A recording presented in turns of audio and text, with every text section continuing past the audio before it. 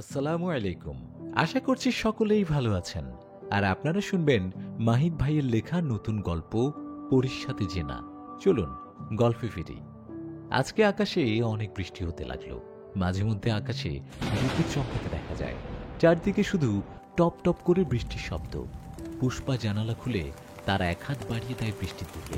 তখন পুষ্প অনুভব করে কেউ একজন পুষ্পার দিকে তাকিয়ে রয়েছে। পুষ্পা মাদ্রাসার ছাত্রী হওয়ার কারণে সব সময় মাথায় কাপড় দিয়ে রাখত। পুষ্পার হাতে বৃষ্টির ফোঁটা পড়তে লাগলো। তখন পুষ্পা একটা শীতলতা অনুভব করে। তখন পুষ্পার মনে পড়ে যায় পিয়াসের কথা। পিয়াস আর পুষ্পা যখন বৃষ্টি হতো তখন বাড়ির উঠানে একসাথে বৃষ্টিতে ভিজত। তখন একটা আচমকা বাতাসে পুষ্পার মাথা থেকে কাপড়টা পড়ে যায়। আর পুষ্পা আকাশের বজ্রপাতে দেখল পুষ্পার দিকে কেউ একজন তাকিয়ে রয়েছে অপলক দৃষ্টিতে। তখন পুষ্পা বুঝতে পারে এটা আমার মনের ভুল ছিল না, তখন থেকেই কেউ একজন আমাকে দেখতে আছে। পুষ্পা মাদ্রাসার ছাত্রী হওয়ার কারণে জিনপুরীদের বিশ্বাস করত। তখন পুষ্পা তার ঘরের দেয়াল ঘড়িটার দিকে তাকিয়ে দেখে রাত 12:30 ছুঁই ছুঁই। আর পুষ্পার জানালার বাইরের সাইডে রয়েছে বিশাল একটা তেঁতুল গাছ। তখন পুষ্পা বুঝতে পারে এটা কোনো সাধারণ মানুষ নয়, এটা হলো জিন। পুষ্পা বিশ্বাস করতে পারছে না যে পুষ্পা কখনো নিজ চোখে জিন দেখতে পারবে। পুষ্পা মহিলা মাদ্রাসায় থাকার সময় তাদের শিক্ষিকার কাছে জিন পুরীদের নিয়ে অনেক কথা শুনেছে। তখন থেকেই পুষ্পা মনে মনে ভাবত আমি যদি কখনো একটা জিন দেখতে পেতাম। পুষ্পা এটাও জানত যে সে কখনো জিন দেখতে পাবে না। আজকে পুষ্পা জিন দেখে ভয়ের চেয়ে বেশি খুশি হয়েছে, কারণ পুষ্পার ইচ্ছাটা পূরণ হয়েছে। আর এই ইচ্ছাটাই ছিল পুষ্পার জীবনের সবচেয়ে বড় ভুল। পুষ্পা তখন আকাশের বজ্রপাতের আলোতে আবার জিনটাকে দেখার চেষ্টা করল, কিন্তু তখন পুষ্পা কিছুই দেখতে পেল না। তখন পুষ্পা ঘর থেকে জ্বালাটা বন্ধ করে নেয় আর ভাবল অনেক রাত হয়েছে, এখন ঘুমোতে হবে। তখন পুষ্পা দেখল যে বাইরে থাকা সেই জিনটা পুষ্পার খাটের উপর বসে রয়েছে। তখন পুষ্পা অনেকটা ভয় পেয়ে যায়। পুষ্পা মাদ্রাসার ছাত্রী হওয়ার পরও কোনো কিছু মনে করতে পারছে না। তখন পুষ্পা তার মা বাবাকে ডাক দিবে, তাও পারছে না। ভয়ে পুষ্পা ঘামতে লাগলো। তখন পুষ্পা জিনটার দিকে তাকিয়ে দেখল, জিনটা পুষ্পাকে দেখে হাসতে লাগলো। তখন পুষ্পা মনে মনে ভাবতে লাগলো এটা যদি কোনো খারাপ জিন হয় তবে এতক্ষণে আমাকে ভয় দেখাতো, কিন্তু এই জিনটা তো একদম হুবহু মানুষের মতো। তখন পুষ্পা জিনটার দিকে ভালোভাবে তাকিয়ে দেখে। জিনটার মাথায় পাগড়ি, গায়ে পাঞ্জাবি আর মুখ ভর্তি দাড়ি। তখন পুষ্পা বুঝতে পারে এটা হয়তো কোনো ভালো মুসলিম গোত্রের জিন হবে। আর জিনটার মুখে রয়েছে অনেক মায়া। তখন পুষ্পার জিনটাকে ভালো লেগে যায়। আর এভাবে প্রতিদিন রাতে জিনটা ঠিক রাত 12:45 পুষ্পার ঘরে আসে আর পুষ্পা জিনটার সাথে রাতে গল্প করত। আস্তে আস্তে পুষ্পা পিয়াসকে ভালোবাসার অবস্থায় এই জিনটার প্রতি দুর্বল হতে থাকে। পুষ্পা এই জিনটার কথা তার বাবা মাকে বলেনি যে তার ঘরে প্রতিদিন একটা জিন আসে। জিনটা যখন পুষ্পার ঘরে আসতো তখন পুষ্পা একটা শান্তি অনুভব করত। আজকে পূর্ণ নক্ষত্র রাত, আর এই রাতটা জিনপুরীদের জন্য একটা বিশেষ রাত। পুষ্পার প্রতিদিন রাতের মতো তার বাবা মায়ের সাথে খাবার খেয়ে পুষ্পার ঘরে যায়। আর অনেকদিন বাড়িতে আছে পুষ্পা। আর এদিকে পুষ্পার মাদ্রাসার ছুটি শেষ। কালকে সকালে পুষ্পাকে তার মাদ্রাসায় চলে যেতে হবে। প্রতিদিনের মতো আজকেও পুষ্পা জিনটার জন্য অপেক্ষা করতে লাগলো। আর রাতে ঠিক সময়ে জিনটা চলে আসে পুষ্পার কাছে। আর আজকে পুষ্পা দেখতে পায় জিনটার চোখ একদম লাল হয়ে গেছে। তখন পুষ্পা জিনটাকে কিছু একটা জিজ্ঞাসা করতে যাবে, তখন জিনটা পুষ্পার গায়ে হাত দেয়। তখন পুষ্পা জিনটাকে কিছু বলতে গিয়েও আর পারে না, কারণ আজকে প্রথমবার কোনো জিন হোক বা মানুষ, কোনো পুরুষ পুষ্পাকে স্পর্শ করেছে প্রথমবার। তখন জিনটা আস্তে আস্তে করে পুষ্পাকে তার খাটের উপর শোয়াতে লাগলো। কোনো উপায় না পেয়ে পৃথিবী ছাড়ার স্বপ্ন দেখছে। টপ টপ টপ টপ করে চোখের কোণে দিয়ে পানি পড়ছে তার। তখনও জিনটা পুষ্পার চোখের পানি দেখে পুষ্পার সাথে শারীরিক সম্পর্ক করতে থাকে। পুষ্পা জিনটাকে পছন্দ করত, আর এটাই ছিল পুষ্পার সবচেয়ে বড় ভুল। যখন জিনটা পুষ্পার সাথে দেখা দিত, কিন্তু পুষ্পা তার বাবা মাকে কখনো এই জিনটার কথাই বলেনি, কারণ পুষ্পা জিনটাকে মনে মনে পছন্দ করত। আর পুষ্পা চাইতো জিনটা যেন পুষ্পার সাথে দেখা করে, কারণ পুষ্পা ভাবে এই জিনটা হয়তো কোনো ভালো গোত্রের জিন হবে। নয়তো প্রথম যখন পুষ্পার সাথে দেখা হয় তখন পুষ্পাকে এই জিনটি কখনো ক্ষতি করেনি, কিন্তু আজকে পুষ্পার চোখ দিয়ে অঝরে পানি পড়তে আছে। যেটা পুষ্পার সাথে জোর করে শারীরিক সম্পর্ক করতে লাগলো। পুষ্পা মাদ্রাসার ছাত্রী হওয়ার পরও পুষ্পা কোনো কিছু মনে করতে পারছে না। তখন পুষ্পা নিজের ভুলটা বুঝতে পারে যে তখন যদি তার বাবা মাকে এই জিনটার কথা বলতো, তবে আজকে এই জিনটা পুষ্পার সাথে এই নিকৃষ্ট জঘন্য কাজটা করতে পারত না। পুষ্পার শরীরটা আস্তে আস্তে নিস্তেজ হয়ে যায়। এখন আর পুষ্পার চোখের কোণে দিয়ে পানি পড়ে না, আর তার সাথে পুষ্পার নিঃশ্বাস বন্ধ হয়ে যায়। হ্যাঁ ভাই, ঠিক ভাবছেন, মারা যায় পুষ্পা। তখন জিনটা পুষ্পার মৃত শরীরের সাথে সহবাস করে। জিনটা পুষ্পার নরম শরীরে ছোঁয়া পেয়ে এতটাই উত্তেজিত হয়ে যায়, কখন যে পুষ্পা এই কষ্ট সহ্য না করতে পেরে মারা যায়। জিনটা যখন তার যৌন চাহিদা পূরণ করে, পুষ্পার দিকে তাকিয়ে দেখল পুষ্পার চোখের মনি সাদা হয়ে আছে, আর চোখের কোণের পানির সাথে হালকা হালকা রক্ত বেরিয়ে আসে। তখন জিনটা আস্তে আস্তে তার হাত বাড়িয়ে দেয় পুষ্পার নাকের কাছে, আর জিনটা পুষ্পার নাকে হাত দেওয়ার সাথে আকাশের দিকে তাকিয়ে বলল, হায় আল্লাহ, এটা আমি কি করেছি? আমি এটা কেমন করে পারলাম? আমাকে শয়তান এমন ভাবে দাগা দিল। আমি একজন ভালো মুসলিম গোত্রের জিন হয়ে আমি এই জঘন্য নিকৃষ্ট কাজটা আমি কিভাবে করলাম? আমি একটা মেয়েকে আমার যৌন চাহিদার জন্য মেরে ফেললাম। আমার বোঝা উচিত ছিল মানুষের সাথে জিনের কখনো শারীরিক সম্পর্ক হয় না, কারণ মানুষ আর জিনদের মধ্যে অনেক পার্থক্য রয়েছে। তখন জিনটা তার ভুল বুঝতে পারে আর বারবার আল্লাহর কাছে হাত জোড় করে ক্ষমা চাইতে লাগলো। পুষ্পা মারা গেছে প্রায় 2 ঘন্টার মতো হয়েছে, আর কিছুক্ষণ পর ফজরের আজান। ফজরের আজান দিবে, তখন জিনটা পুষ্পার রুম থেকে চলে যায়, আর যাওয়ার সময় পুষ্পার দিকে একবার তাকিয়ে দীর্ঘ একটা শ্বাস দিয়ে বলল, আমি বুঝতে পারিনি আমার দ্বারা তোমার মৃত্যু হবে। পুষ্পা প্রতিদিন ফজরের সময় ঘুম থেকে উঠে নামাজ পড়ে। তার বাবা মায়ের জন্য খাবার বানাতো। আজকে অনেক সকাল হয়েছে, এখনো পুষ্পা ঘর থেকে বের হয় না। তখন পুষ্পার মা হয়তো ভাবে অনেক রাত জেগে হয়তো পড়েছে, তাই আজকে ঘুম থেকে উঠতে পারেনি। তাই ভেবে পুষ্পার মা পুষ্পাকে ডাক দেয়নি। পুষ্পার মা বাসার সমস্ত কাজ শেষ করে পুষ্পাকে খাবারের জন্য ডাকতে লাগলো। পুষ্পার মা, ঘুম থেকে উঠো, অনেক বেলা হয়েছে, আমি তোমার জন্য খাবার নিয়ে এসেছি। পুষ্পা, তোমাকে তোমার মা ডাকছে, তাড়াতাড়ি ঘুম থেকে উঠে আসো। তখন পুষ্পার মা বুঝতে পারে পুষ্পাকে তো কখনো এত টাকা লাগেনি, আজকে আমার মেয়েটার কি হয়েছে। তখন পুষ্পার মা বুঝতে পারে আমার মেয়ের কিছু একটা হয়েছে। মা তো মায়েরা সন্তানদের অস্তিত্ব ঠিক বুঝতে পারে যে তার সন্তানটা কেমন অবস্থায় রয়েছে।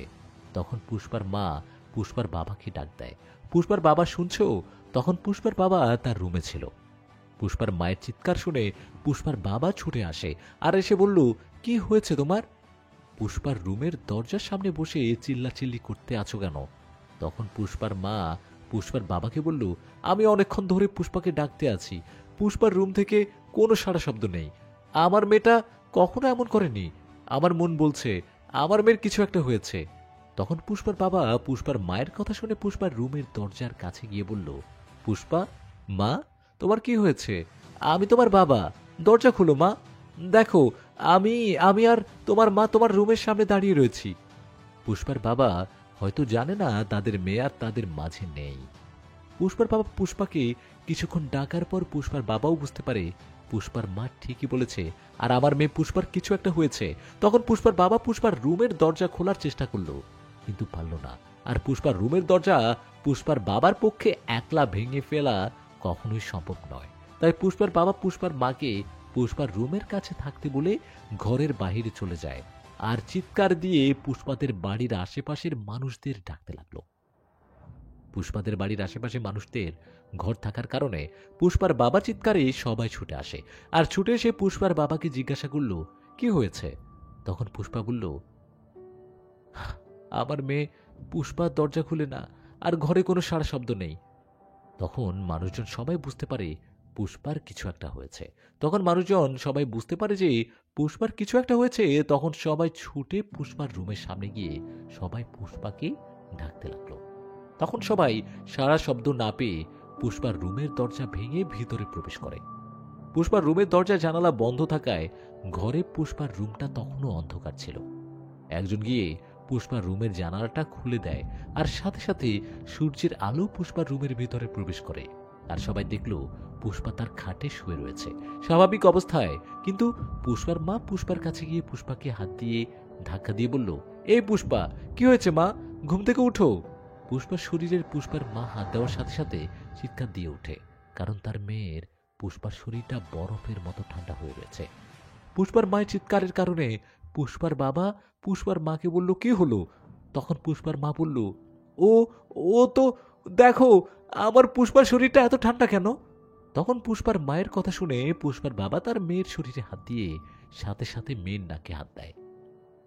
আর তখন পুষ্পার বাবা বুঝতে পারে তার মেয়ে আর তাদের মাঝে নেই। তখন পুষ্পার বাবা মাটিতে বসে পড়ে। আর পুষ্পার বাবা মাটিতে বসে পড়ার কারণে আশেপাশের লোকজনও বুঝতে পারে এই বিষয়টা। আর তখন পুষ্পার মা পুষ্পার বাবাকে জিজ্ঞাসা করল, পুষ্পার আব্বু, কি হলো বলো? আমার পুষ্পার কি হয়েছে? আমার পুষ্পা মায়ের শরীরটা এত ঠান্ডা কেন? পুষ্পার বাবা পুষ্পার মাকে কি বলবে তার নিজের মুখ দিয়ে যে তাদের মেয়ে পুষ্পা আর বেঁচে নেই। তখন আবার জিজ্ঞাসা করলো পুষ্পার মা পুষ্পার বাবাকে, কি হলো? তুমি কথা বলো না কেন? চুপ করে বসে আছো কেন? তখন পুষ্পার বাবা নিজেকে যতটা সম্ভব শক্ত করে বলল, আমাদের পুষ্পা আর আমাদের মাঝে নেই। তখন পুষ্পার বাবার মুখে এই কথা শুনে পুষ্পার মা বলল, নেই মানে? তখন পুষ্পার বাবা একজন পুরুষ হয়ে কান্না করতে লাগলো। তখন পুষ্পার মা বলল, কি হলো? পুষ্পা নাই মানে? আর তুমি কান্না করতে আসো কেন? তখন পুষ্পার বাবা বলল, আমাদের পুষ্পা আর বেঁচে নেই। এই কথাটা শোনার সাথে সাথে পুষ্পার মা জ্ঞান হারিয়ে ফেলে। পুষ্পাদের বাড়িতে শোকের ছায়া নেমে আসে। পুষ্পা কিভাবে মারা গেছে আর কেন মারা গেছে কেউ কিছু বুঝতে আছে না। সবাই পুষ্পার মৃত্যুটাকে স্বাভাবিক মৃত্যু ভেবে দাফন কাফনের ব্যবস্থা করছে। পুষ্পাদের বাড়িতে পুষ্পার মৃত্যুর খবর শুনে দূর দূরান্ত থেকে আত্মীয় স্বজন আসতে লাগলো পুষ্পাকে এক নজর শেষবারের দেখার জন্য। পুষ্পার হঠাৎ মৃত্যুর খবরটা পুষ্পার চাচাতো ভাই পিয়াসের কাছে যায়। পুষ্পার পিয়াস আপন চাচাতো ভাই বোন। পুষ্পার পিয়াস সমবয়সী। পুষ্পার পিয়াসকে একদিনে তাদের বাবা মা মাদ্রাসায় ভর্তি করে দেয়। পুষ্পাকে দেয় মহিলা মাদ্রাসায় আর পিয়াসকে দেয় অন্য একটা ভালো হাফিজিয়া মাদ্রাসায়। পিয়াস পুষ্পাকে পছন্দ করত আর পুষ্পাও পিয়াসকে পছন্দ করত, কিন্তু তারা দুজন দুই মাদ্রাসায় পড়ার কারণে তেমন দেখার কথা বলার সুযোগ ছিল না। পুষ্পার মৃত্যুর খবর শুনে পিয়াস তখনই মাদ্রাসা থেকে কিছুদিনের ছুটি নিয়ে বাড়িতে চলে আসে। আর পিয়াসের তাদের বাড়ি আসতে আসতে প্রায় সন্ধ্যা হয়ে যায়। ততক্ষণে পুষ্পাকে জানালা দিয়ে পুষ্পাদের বাড়ি থেকে কিছু দূরে সমাধি দেয়। জানাজা দিয়ে কিছু দূরে যখন সমাধি দেয়, পিয়াস বাড়িতে এসে সোজা পুষ্পাদের বাড়িতে চলে যায়। আর তখন পিয়াসের চোখ যায় পুষ্পাদের বাড়ির সামনে বকুল গাছটার দিকে। পিয়াস বকুল গাছটার দিকে এক নজরে কিছুক্ষণ তাকিয়ে থাকে। আর তখন পিয়াসের চোখ দিয়ে পিয়াসের অজান্তেই পানি বের হয়ে যায়, কারণ পিয়াস আর পুষ্পার ছোটবেলার অনেক স্মৃতি জড়িয়ে রয়েছে এই বকুল গাছটি নিয়ে। কত যে পিয়াস আর পুষ্পা বকুল ফুল কুড়িয়ে মালা গেঁথে খেলা করেছে। তখন পিয়াস তার চোখ দিয়ে পানি মুছে সোজা পুষ্পাদের ঘরে চলে যায়। তখন পুষ্পাদের ঘরে অনেক মানুষজন ছিল। পিয়াসের চাচা মানে পুষ্পার বাবা পিয়াসকে দেখে কান্না করতে লাগলো জড়িয়ে ধরে, আর বলতে লাগলো, পিয়াস, আমার পুষ্পার নেই। তখন পিয়াস তার চাচাকে সান্ত্বনা দিয়ে বলল, চাচা, পুষ্পার কি হয়েছে? মানে আমি বলতে চাইছি কিসের জন্য মৃত্যু হয়েছে পুষ্পার? তখন পিয়াসের কথা শুনে পিয়াসের চাচা বলল, আমি জানি না। কালকে পুষ্পা মাদ্রাসা থেকে বাড়িতে আসলো, একদম সুস্থ স্বাভাবিক অবস্থায় ছিল, আমাদের সাথে গল্প করলো, আর রাতে খাওয়া দাওয়া করে আমাদের সাথে পুষ্পা ও রুমে চলে যায়। পুষ্পা যখন বাড়িতে থাকে ফজরের আজানের সাথে সাথে ঘুম থেকে উঠে। আর আজকে অনেক বেলা হয়েছে, তারপরে ঘুম থেকে উঠে না।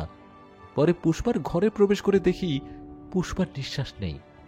পিয়াস তার চাচা পুষ্পার বাবার মুখে সমস্ত কথা শুনে কিছুই বুঝতে পারছে না। সুস্থ স্বাভাবিক মানুষ, রাতে খাওয়া দাওয়া হয়েছে আর রাতেই মৃত্যু। তখন পিয়াস তার চাচাকে বলে পুষ্পার রুমের দিকে চলে যায়। আর পুষ্পার রুমের কাছে গিয়ে পিয়াস দাঁড়িয়ে যায়, কারণ পুষ্পার রুমের বাইরে থেকে দেওয়া রয়েছে। তখন পিয়াসের মনে হতে থাকে পুষ্পার সাথে কাটানো মুহূর্তগুলো। পিয়াস পুষ্পাকে একদিন মজা করে বলেছিল, দেখিস, তুই আমার থেকে এতটাই দূরে চলে যাবি, সেখানে আমার ইচ্ছা থাকা সত্ত্বেও আমি যেতে পারবো না।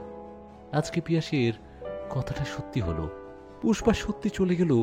পিয়াসের কাছ থেকে অনেক অনেক অনেক দূরে। পিয়াস আস্তে করে পুষ্পার রুমের দরজাটা খুলল, আর গ্যাজ গ্যাজ শব্দ করে পুষ্পার রুমের দরজাটা খুলে গেল। পিয়াস তার হাতের ফোনের টর্চ জ্বালিয়ে পুষ্পার রুমটা দেখতে লাগলো। পিয়াস তার হাতের ফোনের টর্চ জ্বালিয়ে পুষ্পার রুমটা দেখতে লাগলো। তখন পিয়াসের পুষ্পার কথা মনে পড়তে লাগলো। পিয়াসের বারবার মনে হতে লাগলো পুষ্পা পিয়াসের কাছে রয়েছে। তখন পিয়াস তার ফোনের টর্চের আলোতেই সব কিছু ঘুরে ঘুরে দেখতে লাগলো। তখন পিয়াসের চোখ যায় পুষ্পার পড়ার টেবিলে। পিয়াস দেখল পুষ্পার পড়ার টেবিলে পুষ্পার বইয়ের পাশে একটা ডায়েরি পড়ে রয়েছে। পিয়াস কিছু না ভেবেই পুষ্পার ডায়েরিটা হাতে নিয়ে এক এক করে পৃষ্ঠা উল্টাতে লাগলো, আর সব কিছু মনোযোগ সহকারে পড়তে লাগলো। বেশিরভাগ কথাই পিয়াসকে নিয়ে লেখা ছিল। পিয়াস লেখাগুলো পড়তে লাগলো, আর পিয়াসের চোখ পিয়াসের কোনো মানা মানতে আছে না। হয়তো পিয়াসের চোখ আজকে পিয়াসের বিরুদ্ধে। অঝরে কাঁদতে লাগলো পিয়াস। পিয়াসের চোখের পানিতে পুষ্পার ডায়েরির পাতা ভিজে যেতে লাগলো। কি লেখা ছিল পুষ্পার ডায়েরিতে, যার কারণে পিয়াস কাঁদতে লাগলো? পুষ্পার ডায়েরিতে পিয়াসকে নিয়ে পুষ্পার হাজারো স্বপ্নের কথা লেখা ছিল। পিয়াস এক এক করে পুষ্পার ডায়েরির সমস্ত পৃষ্ঠা পড়তেছিল, আর পুষ্পার ডায়েরির ৯৮ পৃষ্ঠা লেখা ছিল সেই জিনটাকে নিয়ে। দুটি লাইন, মা বাবা জানো, আমার ঘরে প্রতিদিন একটা জিন আসে আর আমার সাথে এসে গল্প করে, কিন্তু আমার কোনো ক্ষতি করেনি। জিনটা আমার যখন কাছে আসে আমার তখন অনেক ভালো লাগে জিনটার সাথে গল্প করতে। পিয়াস তখন পুরোটা পড়তে চায়, কিন্তু পুষ্পার ডায়েরির ৯৮ পৃষ্ঠার বাকি অর্ধেকটা ছিঁড়েছিল, হয়তো কেউ ছিঁড়ে ফেলেছে। তখন পিয়াস ডায়েরির ৯৮ পৃষ্ঠার বাকি অর্ধেক পৃষ্ঠা খুঁজতে লাগলো। তখন পিয়াস অনুভব করলো পুষ্পার রূপটা অনেকটা ধোঁয়ায় ভরে যেতে লাগলো। পিয়াস বুঝতে পারে না এই ধোঁয়াগুলো কোথায় থেকে আসতে লাগলো। পিয়াস হাফিজিয়া মাদ্রাসায় ছাত্র হওয়ার কারণে জিন পরীদের উপর পিয়াসের বিশ্বাস ছিল। পিয়াস তখন অনুভব করলো পিয়াসের পিছনে কেউ একজন দাঁড়িয়ে রয়েছে। পিয়াস সাথে সাথে মুহূর্তের মধ্যে পিছনে তাকিয়ে দেখে পুষ্পা। তখন পুষ্পা পিয়াসকে দেখে একটা মুচকি হাসি দিয়ে বলল, পিয়াস, তোমার মনে আছে তুমি একদিন বলেছিলে আমি তোমার কাছ থেকে অনেক অনেক দূরে চলে যাব? আজকে দেখো সত্যি আমি তোমার থেকে অনেক দূরে চলে গেলাম। পিয়াস পুষ্পাকে বলল, আমার কথাটা যদি সত্যি হবে আমি বুঝতে পারতাম, তবে ওই উপরওয়ালার কসম আমি কখনো তোমাকে বলতাম না। তখন পুষ্পা পিয়াসকে বলল, উপরওয়ালা হয়তো চাইছিল তোমার থেকে আমাকে অনেকটা দূরে নিয়ে যাবে। তখন পিয়াস বলল, পুষ্পাকে, তোমার মৃত্যুর পর তুমি কিভাবে এখানে আসলে? তখন পুষ্পা বলল, আমি চাই আমার মৃত্যুর রহস্যটা তুমি জানো, তাই আমি তোমাকে দেখা দিয়েছি। তখন পিয়াস বলল, মৃত্যুর রহস্য মানে? তখন পুষ্পা পিয়াসকে বলল, আমার স্বাভাবিক মৃত্যু হয়নি, আমাকে মেরে ফেলা হয়েছে। পুষ্পার মুখে পিয়াস মেরে ফেলার কথা শুনে প্রচন্ড অবাক হয়ে যায় আর বলল, তোমাকে কে মেরে ফেলেছে? তখন পুষ্পা পিয়াসকে তার সাথে ঘটে যাওয়া সমস্ত কথা বলে। তার সাথে ওই জিনটা কি কি করছে পুষ্পার মুখে পিয়াস সমস্ত কথা শুনে প্রচন্ড রেগে যায়। পিয়াসের রাগের কারণে পিয়াসের চোখ একদম লাল হয়ে যায়, আর পুষ্পা আস্তে আস্তে করে ধোঁয়া হয়ে চলে যায় তার গন্তব্যে। পিয়াস মাদ্রাসার ছাত্র হওয়ার কারণে অনেক আমল জানতো জিন পরীদের বিষয়ে। পিয়াসকে তো পুষ্পা সব বলেছে যে ওই জিনটা পুষ্পাকে কি কি করেছে। তখন পিয়াস পুষ্পার খাটের কাছে যায় আর গিয়ে পুষ্পার শোয়ার চাদরটা দেখতে লাগলো। তখন পিয়াস দেখলো যে পুষ্পার চাদরের নিচে কিছু কিছু রক্তের দাগ লেগে আছে। অল্প রক্তের দাগের কারণে হয়তো মানুষের চোখে পড়েনি। রক্তের দাগ দেখে পিয়াস বুঝতে পারে পুষ্পার সাথে ওই জিনটার জোর করে সহবাস করার সময় এই রক্ত বের হয়। তখন পিয়াস এটা বুঝতে পারে এই রক্ত দিয়ে ওই জিনটাকে হাজির করা যাবে আমলের মাধ্যমে। তখন পিয়াস পুষ্পার রুম থেকে চাদরটা নিয়ে সোজা পিয়াস তার বাসায় চলে এসে পিয়াস তার ঘরের দেয়াল ঘড়িটার দিকে তাকিয়ে দেখে রাত ১২টা ছুঁই ছুঁই। পিয়াসের ওই জিনটার উপর প্রচন্ড রাগ হতে লাগলো, কারণ ওই জিনটা পুষ্পাকে পিয়াসের কাছে থেকে অনেকটা দূরে নিয়ে গেছে। পিয়াস পুষ্পার চাদরটা থেকে আস্তে আস্তে করে সমস্ত রক্তের দাগগুলো তুলে ফেলে, আর এই রক্তগুলো একটা কাঁচের বাটিতে রাখে। তারপরে ৪টা মোম জ্বালিয়ে পিয়াস তার আমল শুরু করলো। কিছুক্ষণ আমল করার পর পিয়াস শুনতে পায় পিয়াসের ঘরের বাইরে অনেক বৃষ্টি আর বজ্রপাত হতে লাগলো, আর অনেকগুলো ঘোড়া একসাথে দৌড়ে আসলো।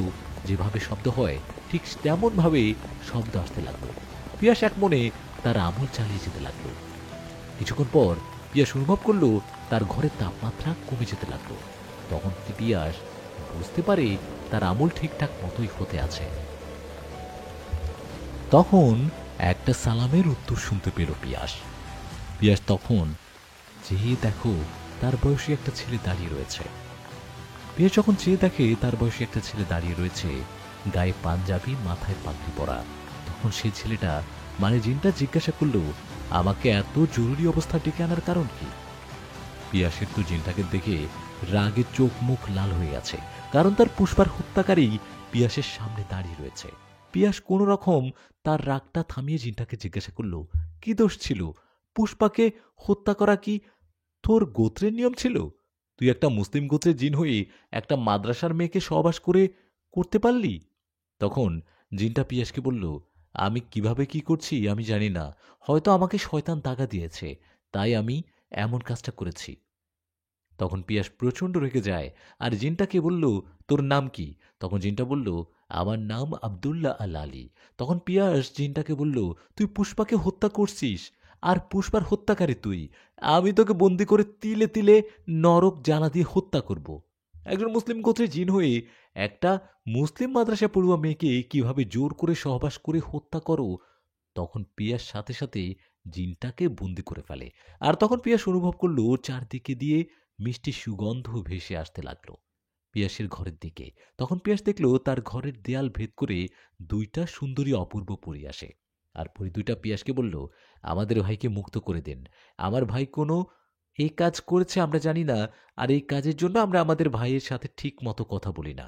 তখন পিয়াস বুঝতে পারে এই পরী দুইটার ভাই হলো এই জিন আব্দুল্লাহ আল আলী। তখন পিয়াস পরী দুইটাকে জিজ্ঞাসা করলো, তোদের নাম কি? তখন পরী দুইটা বলল, আমরা আপন দুই বোন, ওর নাম হলো রিমি আর আমার নাম হলো আয়াত। তখন পরী দুইটা পিয়াসকে বলল, আমাদের ভাইকে মুক্তি করে দেন।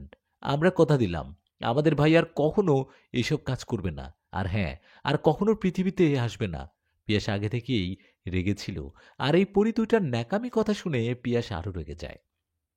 আর মনে মনে ভাবতে লাগলো, এই জিনটা আমার চাচাতো বোন পুষ্পা মানে আমার ভালোবাসার মানুষকে জোর করে শারীরিক সম্পর্ক করে হত্যা করেছে। আমি এই জিনকে মুক্ত করে দিয়ে ওর দুই বোন আয়াত আর রিমির সাথে শারীরিক সম্পর্ক করব। আর এতটাই শারীরিক সম্পর্ক করব যে যে করতে করতে পুষ্পাকে যেভাবে হত্যা করেছে ঠিক সেভাবে হত্যা করব। তখন এই জিন বুঝতে পারবে আপনজন হারানো কতটা কষ্ট। তখন পিয়াস পরি দুইটাকে বলল, মানে রিমি আর আয়াতকে, আমি মুক্ত করে দিলাম তোদের ভাইকে, আর বন্দি করে নিলাম তোদের। পরি দুইটা কিছু বুঝে ওঠার আগেই পিয়াস তার আমলের মাধ্যমে পরি দুইটাকে বন্দি করে ফেলে। আর জিনটাকে মুক্তি দিয়ে বলে, পুষ্পার সাথে যেমনটা করেছো ঠিক তেমনটা আমি তোর দুই বোন মানে এই পরিদের সাথে করব।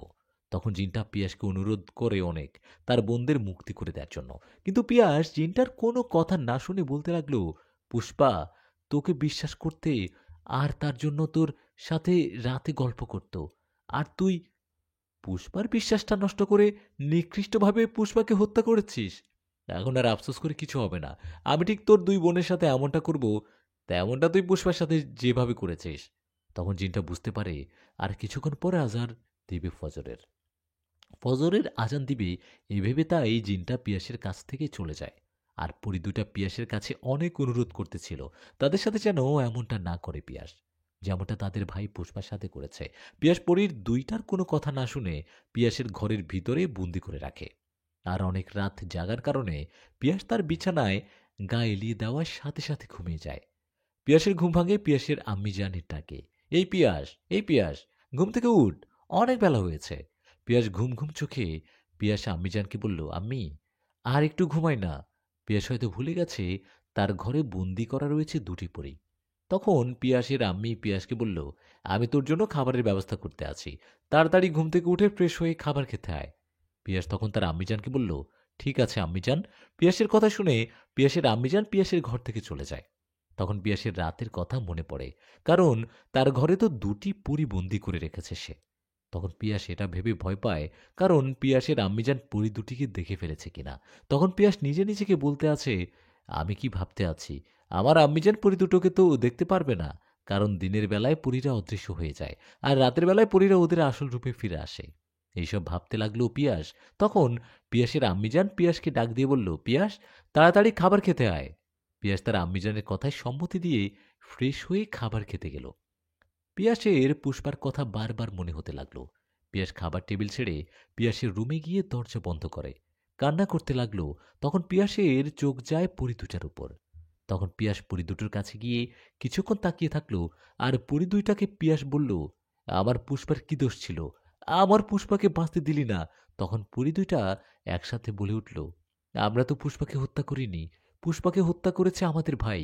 তখন পিয়াস পরি দুটোর কথা শুনে একটা রহস্যময় হাসি দিয়ে বলল, তোদের ভাইয়ের শাস্তি তোরা পাবি। আমি তোদের পুষ্পাকে যেভাবে তোদের জিন ভাই হত্যা করেছে, আমি ঠিক তেমনি ভাবে তোদের হত্যা করব। তখন পরি দুইটা কান্না জড়িত কণ্ঠে পিয়াসকে বলল, আহা, আমাদের আমাদের ছেড়ে দাও। আমরা কথা দিলাম, আমরা কথা দিলাম যে আর কখনো পৃথিবীতে আসবো না। তখন পিয়াস প্রচণ্ড রেগে যায়। আর পিয়াসের রেগে যাওয়ার কারণে পিয়াসের চোখ একদম লাল হয়ে গেছে। তখন পিয়াস পরি দুইটাকে বলল, বেঁচে থাকলে হয়তো পৃথিবীতে আসবি। তখন পিয়াস মনে মনে সিদ্ধান্ত নেয়, প্রথম রিমির সাথে শারীরিক সম্পর্ক করবে, রিমিকে হত্যা করবে। রিমি হলো বড় পরিটার নাম, আর ছোট পরিটার নাম আয়াত।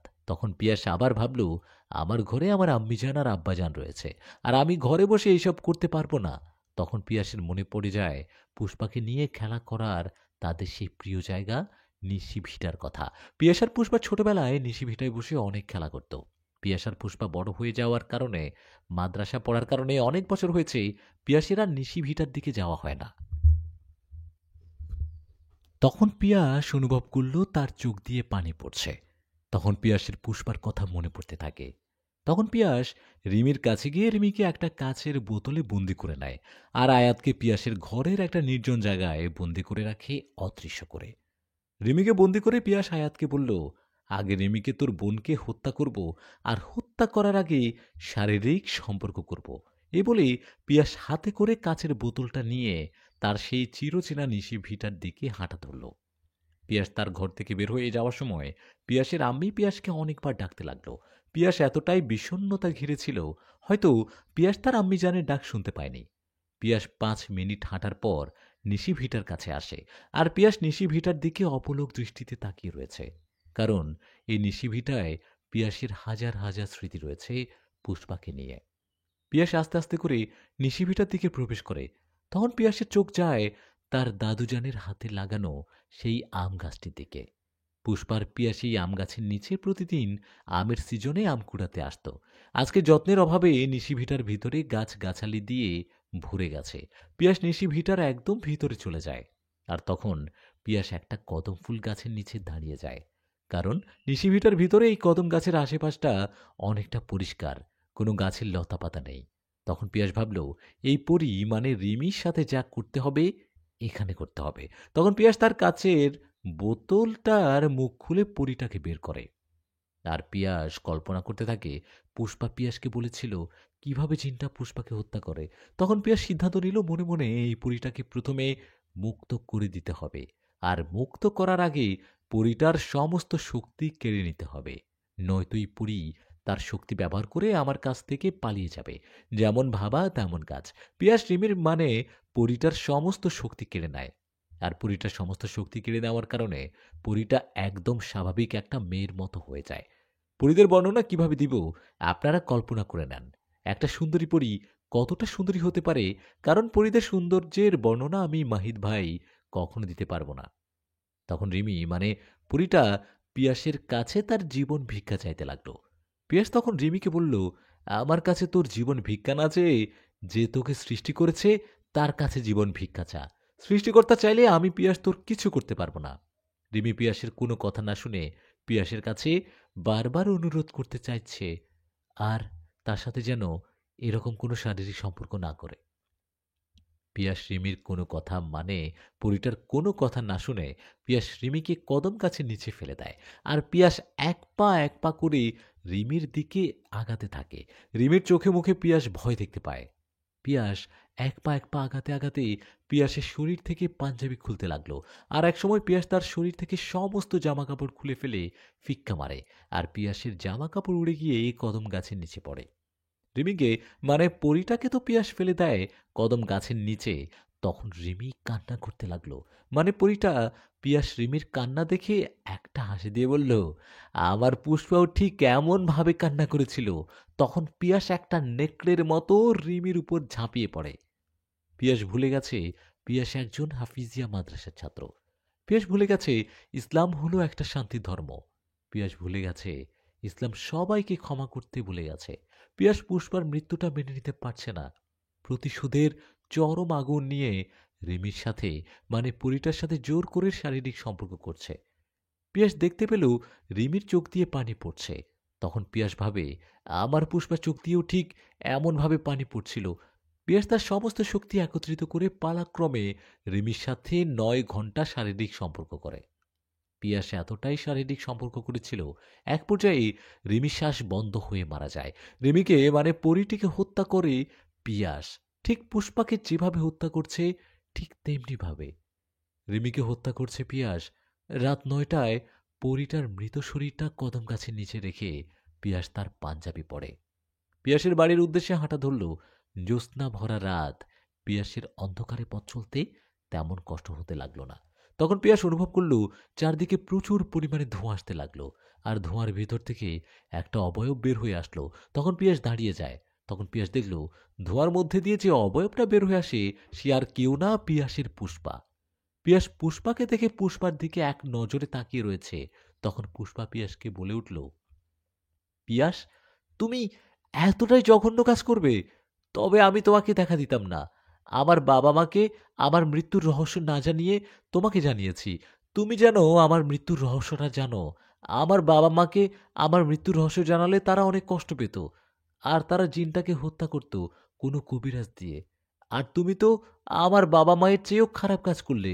আমাকে হত্যা করেছে জিনটা, আর তুমি তুমি জিনটার বদলে হত্যা করলে জিনটার বোনকে, তাও আবার নিষ্ঠুরভাবে শারীরিক সম্পর্ক করে। আমার এটা ভেবে ঘৃণা লাগে। আমি তোমাকে নিয়ে স্বপ্ন দেখেছি। তুমি তুমি আমার মৃত্যুর প্রতিশোধ এভাবে নিবে। আমি যদি জানতাম তোমার দ্বারা এতটা ক্ষতি হবে এই জিন জাতি, আর তোমার কারণে জিন জাতির কাছে মানুষ জাতি আবার খারাপ হয়ে গেছে। পিয়াস পুষ্পাকে কি বলবে? পিয়াস পুষ্পার দিকে তাকিয়ে রয়েছে। আর পুষ্পা পিয়াসকে বলতে লাগলো, আর পিয়াসকে বলল, আয়াতকে যেন মুক্তি করে দেয়, আর রিমিকে জানাজা দিয়ে ইসলাম মোতাবেক কবর দেয়। তখন পিয়াস পুষ্পাকে বলল, তুমি যেটা বলবে সেটাই আমি করব।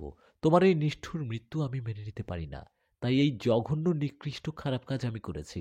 আমি জানি না আমার সৃষ্টিকর্তা আমাকে কখনো ক্ষমা করবে কিনা। এ বলে পিয়াস মাটিতে বসে পড়ে, আর পুষ্পা পিয়াসের কাছ থেকে আস্তে আস্তে ধোঁয়ায় মিশে অদৃশ্য হয়ে যায়। পিয়াস পুষ্পার কথা মতো পিয়াস তার বাড়িতে গিয়ে আয়াতকে মুক্তি করে দেয়, মানে রিমির ছোট বোনকে। আর আয়াতের কাছে পিয়াস ক্ষমা চায়। আয়াত তার ভাইয়ের জন্য পিয়াসকে ক্ষমা করে চলে যায় তাদের পরিরাজ্যে। তারপরে পিয়াস নিশিভিটায় গিয়ে রিমিকে ইসলামিক মোতাবেক জানাজা দিয়ে পিয়াসের দাদুর লাগানো আম গাছের নিচে কবর দেয়।